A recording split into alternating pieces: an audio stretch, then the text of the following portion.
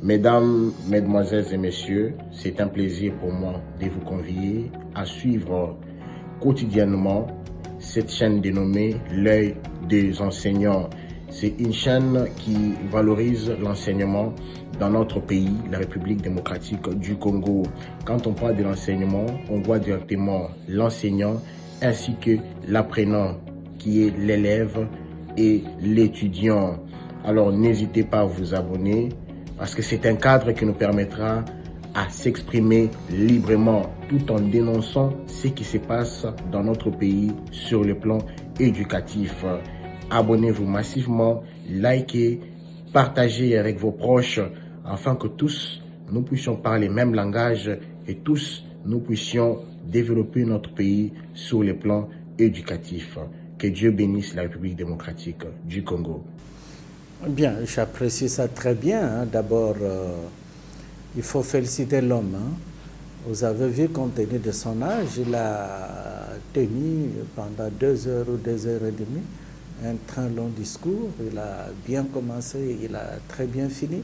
Et quand on analyse son discours, il a pratiquement balayé tous les aspects, en commençant par la situation sécuritaire du pays. Vous savez, l'insécurité qui prévaut à l'Est, tout comme ici près de Kinshasa, à Kwamut. C'est une situation d'insécurité grave qui nous préoccupe. Aussi, il a fait allusion à la situation sociale de la population, le chômage qui monte toujours, on ne parvient pas très bien à créer beaucoup d'emplois pour utiliser les jeunes, et comme corollaire, il y a le banditisme urbain, ce qu'on appelle communément Kuluna.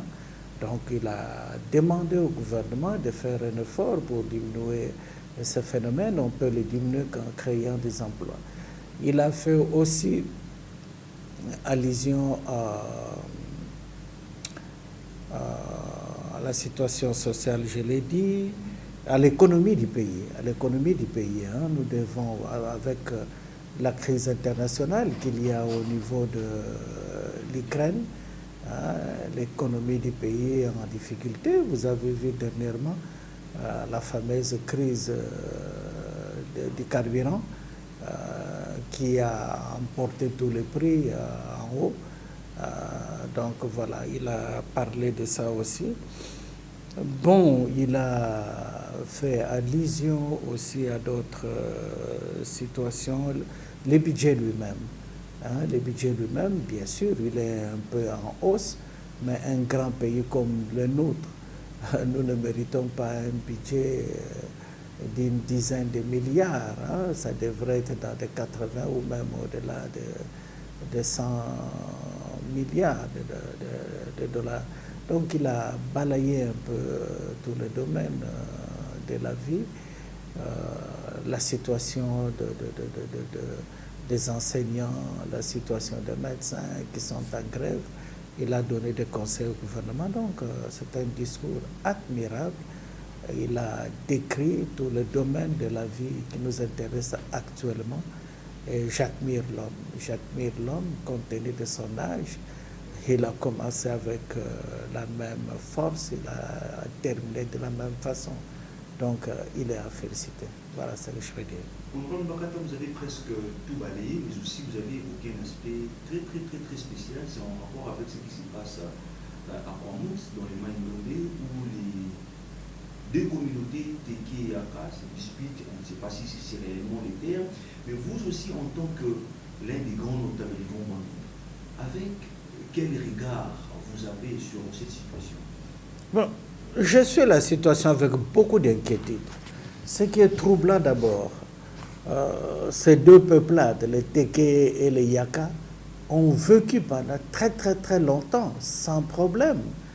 On pouvait comprendre quelques écarmouches qu'il pouvait y avoir entre les deux peuples, peut-être dans un village, et ça devrait se terminer rapidement. Mais ça ne pouvait pas mener à ce genre de tueries que nous voyons. Brûler des gens vifs.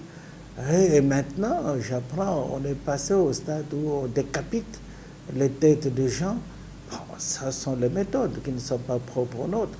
Donc on doit vraiment très bien regarder cette situation avec une loupe pour qu'on puisse s'interroger, est-ce que réellement ce sont des Téké, est-ce que réellement ce sont des Yaka, ou ce sont des gens qui se sont infiltrés, qui tirent des ficelles, qui se font passer pour des Yaka ou pour des Téké.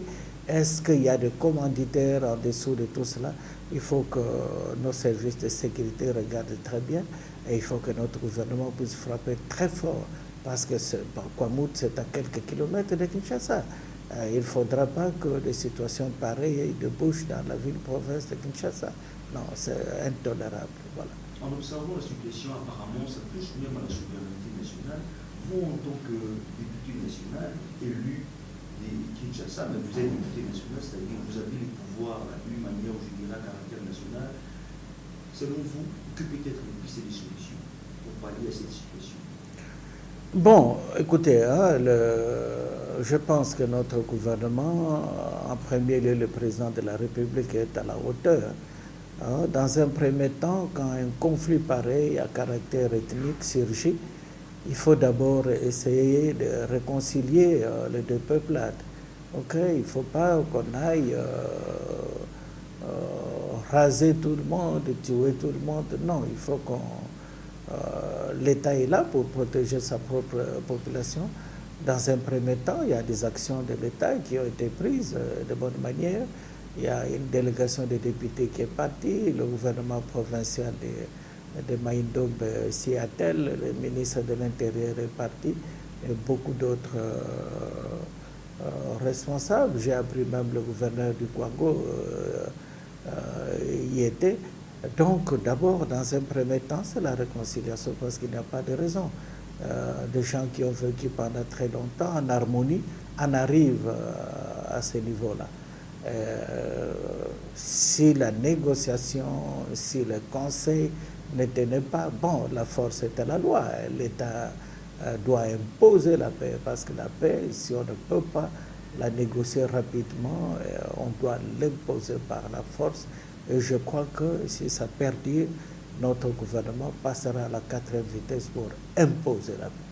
Alors, on va se séparer justement avec cette question. Vous revenez fraîchement des vacances parlementaires. Qu'est-ce que vous avez constaté, qu'est-ce que vous avez récolté comme désiderats de la population? C'est-à-dire, je fais allusion à votre base, mais également comment vous comptez s'y prendre? Bon, la base pour nous, moi je suis un élu de Kinshasa, bien sûr à la périphérie, parce que c'est mon district électif est la Tchangou. Bon, les gens sont des difficultés économiques, les prix des denrées alimentaires qui montent avec la crise actuelle du carburant. C'est ça. Bon, ils vous demandent sans résigner d'abord à manger avant de parler n'importe quoi. Bon, on vous présente la rentrée scolaire, nos enfants doivent retourner à l'école, nous n'avons pas de moyens, de fournitures scolaires, bon, les écoles à réparer par-ci par-là, des tonnes à acheter, tout ça, tout un tas de problèmes. Ce sont des problèmes habituels. Nous sommes très familiers à ce genre de problèmes parce qu'ici à Kinshasa, nous vivons avec notre population, ils viennent nous contacter à tout moment. Contrairement à nos amis de l'intérieur où il faudra qu'ils partent en vacances pour qu'on les contacte. Nous, c'est chaque jour. Voilà, donc c'est ce que je peux dire. Mesdames, Mesdemoiselles et Messieurs, c'est un plaisir pour moi de vous convier à suivre quotidiennement cette chaîne dénommée L'œil des enseignants. C'est une chaîne qui valorise l'enseignement dans notre pays, la République démocratique du Congo. Quand on parle de l'enseignement, on voit directement l'enseignant ainsi que l'apprenant qui est l'élève et l'étudiant. Alors n'hésitez pas à vous abonner parce que c'est un cadre qui nous permettra à s'exprimer librement tout en dénonçant ce qui se passe dans notre pays sur le plan éducatif. Abonnez-vous massivement, likez, partagez avec vos proches afin que tous nous puissions parler le même langage et tous nous puissions